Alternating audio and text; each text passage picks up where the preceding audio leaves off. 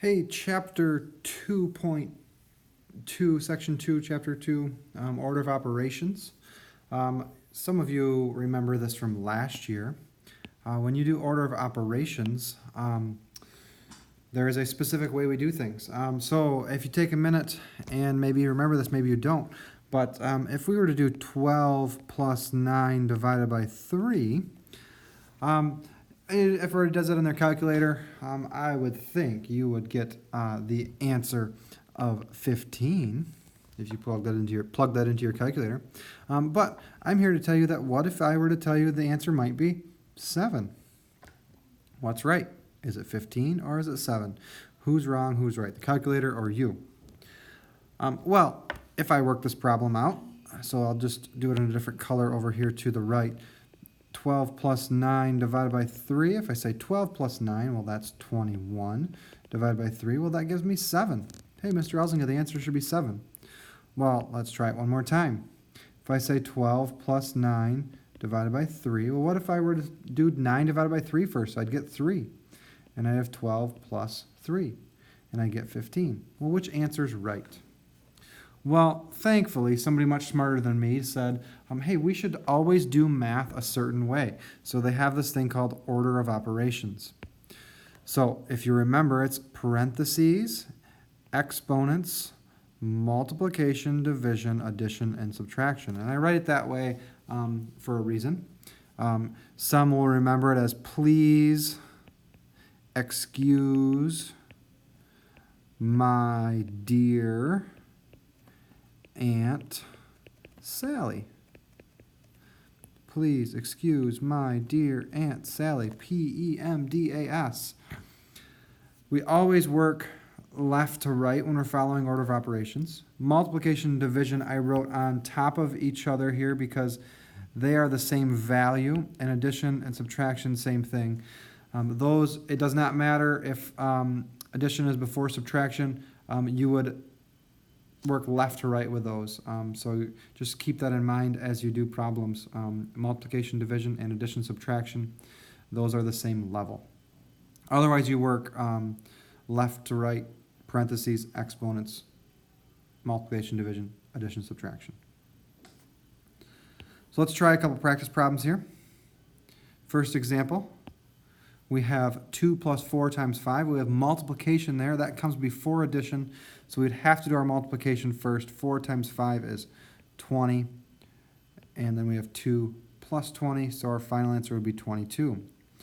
Notice how I solve that problem vertically. So when you solve problems in your homework, you're going to solve them the same way.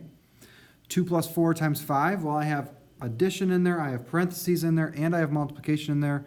My first thing is my parentheses, so I would do 2 plus 4, and I would get 6. And then times 5 is what's left over. So next I would do 6 times 5, I get 30. Hopefully you're following along here. Next, we have 5 plus 3 divided by 2. Notice that the 5 plus 3 is all on top of that division sign there. That is like there would be these invisible parentheses there. Everything on top has to be done before I do the division. So first I have to do 5 plus 3. So I get 8 divided by 2, which is 4. So again, if you have parentheses and something on top is division problem, and something on top is all above the division sign, you have to do that first. So our next case here, we have a number next to parentheses. That's multiplication. So we have multiplication here. We also have division with 2 numbers on top. We also have 1 number on bottom. We have end our parentheses, and then we have subtraction. So I think about my order of operations. First, I have to do everything in parentheses. So I'm focusing on 7 plus 3 divided by 5. So I would first do 7 plus 13 there, because there's my invisible parentheses. So I end up with 3 is on the outside still. 7 plus 13 is 20 divided by 5 minus 9. Still have to do my parentheses. So I have 3 times 20 divided by 5 is 4 minus 9. Now I do my multiplication. I get 12 minus 9, and my final answer of 3. If you don't follow order of operations, you're going to get different answers. All right, these should be reviewed from last year as well. The properties of math: commutative, associative, and distributive property. Commutative property means we can change the order. We can move things around. We can commute them around. We can change the order in addition and multiplication problems. Okay, if it's all addition or all multiplication, you can change the order. For example, 4 plus 2 plus 3 is the same thing as 4 plus 3 plus 2. Same thing with multiplication, it works. Associative property, we can group in different orders.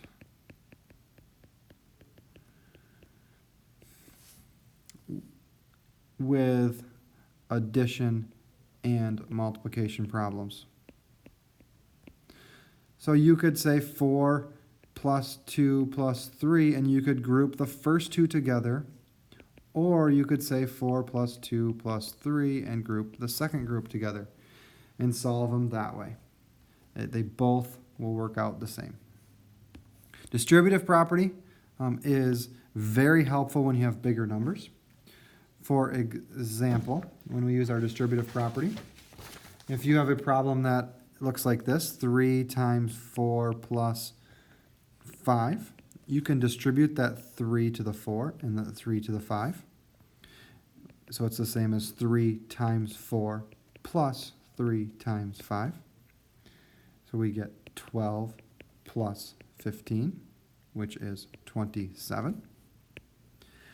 That makes multiplication a little easier. 3 times 4 and 3 times 5 I can do pretty easily in my head.